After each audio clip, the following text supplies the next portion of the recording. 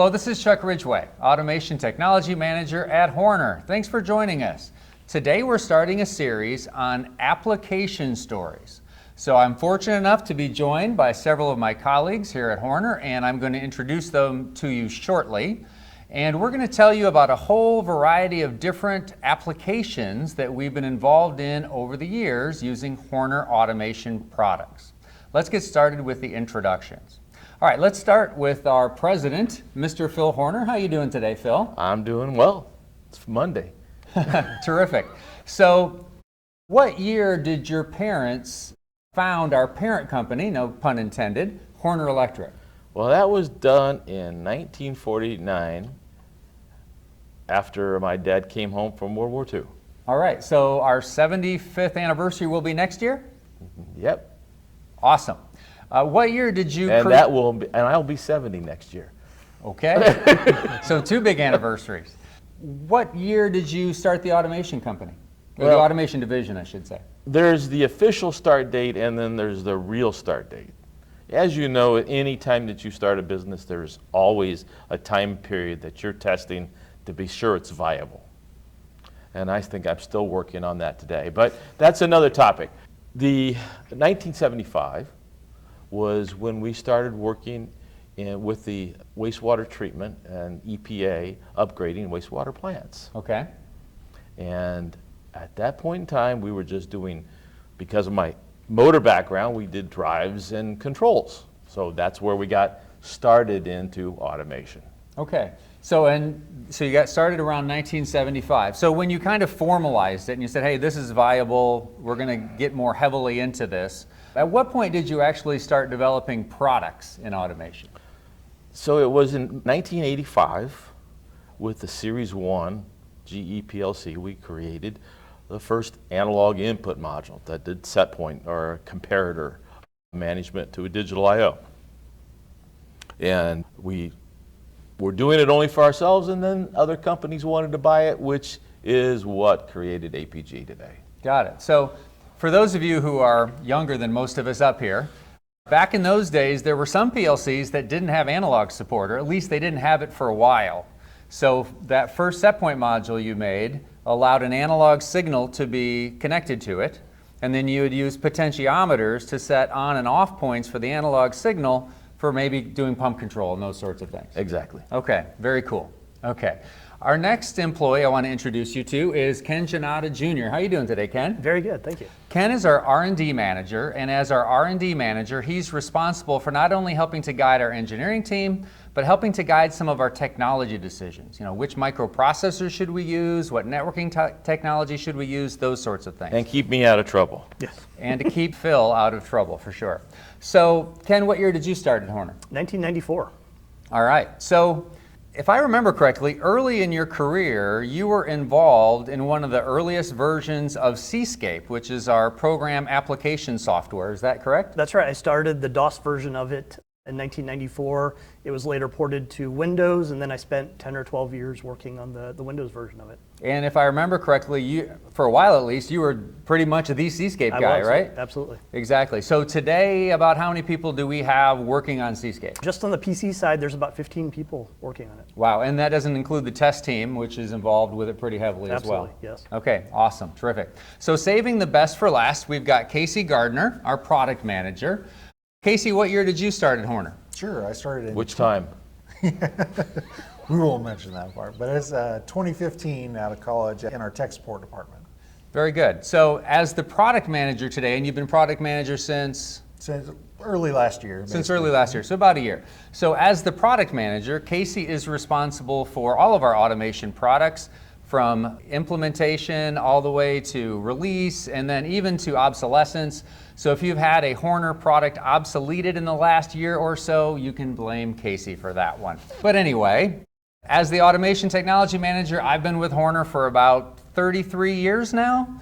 So if you add that up between the group, that's well over 100 years, and we've got lots of applications to tell you about. And I think there's a good story behind that one. Okay. We were a GE distributor, and GE required us to have an applications engineer. And I hired Chuck out of Michigan to be our applications engineer.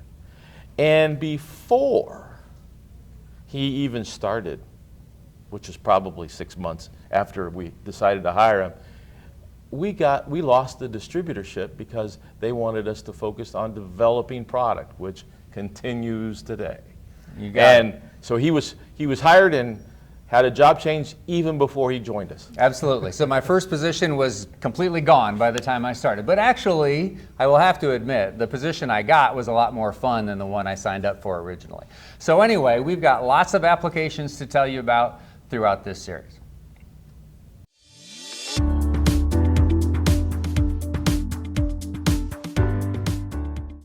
The first application we're going to talk about is in the material handling industry.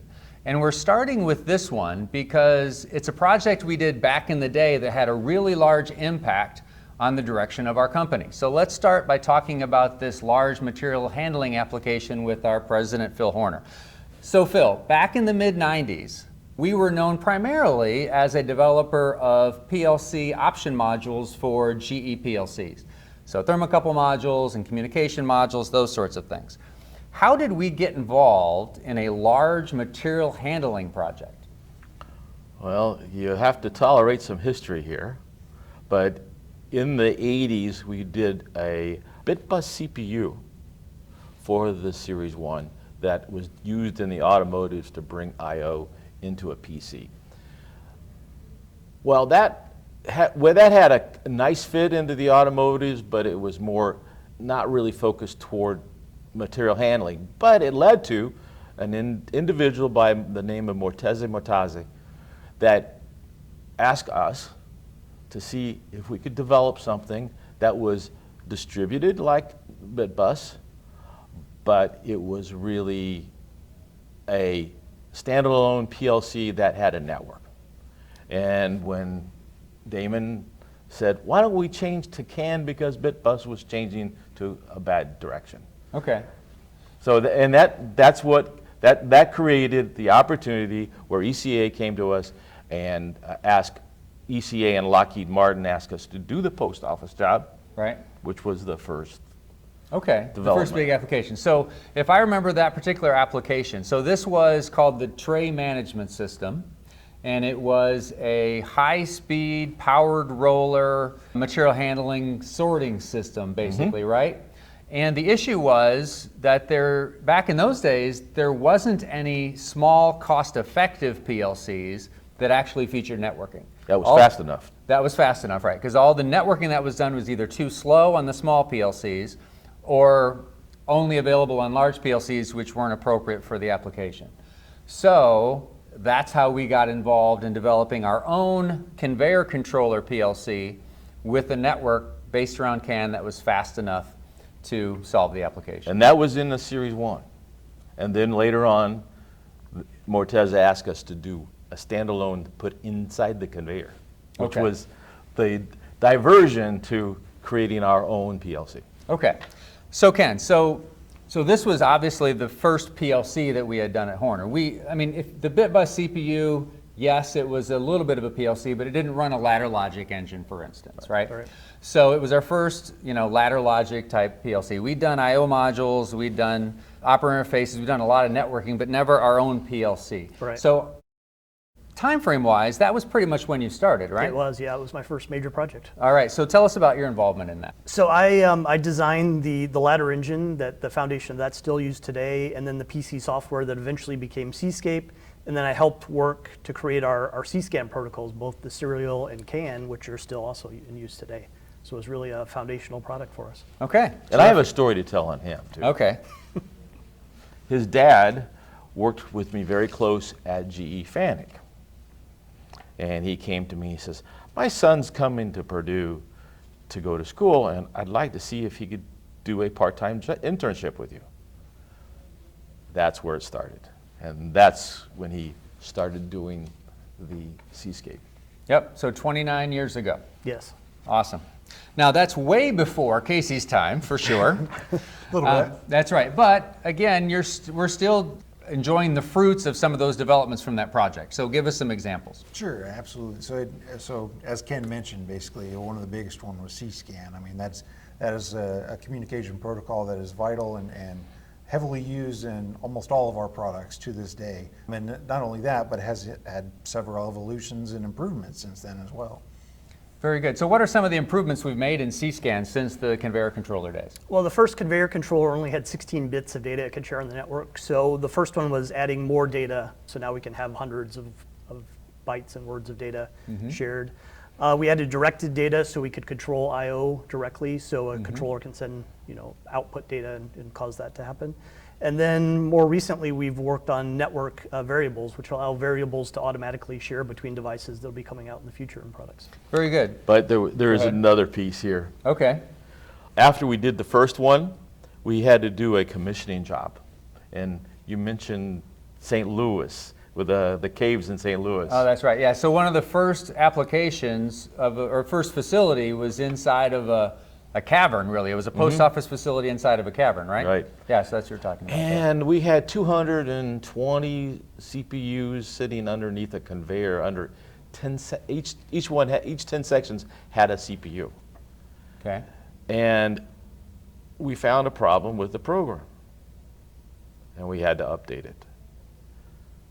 So guess what? I think Chuck and I both had to go out there and go down and connect each one of them to a computer, download a new program to help ECA commission this project. And immediately we came back to Ken. That's not acceptable. We're going to have a single point of connect so that we can connect to any one of them and them to start communicating between each other. Right. And that was the first substantial upgrade to that product, and it's That's viable today. That's true. So what single point of connect is the ability to connect to any OCS on a network. And if there are other OCSs on that same network, then you can program any one of them just by changing your target ID of the OCS itself. So definitely another enhancement that we've made. Of course, that one was made really early on Absolutely. in the project that still is around today.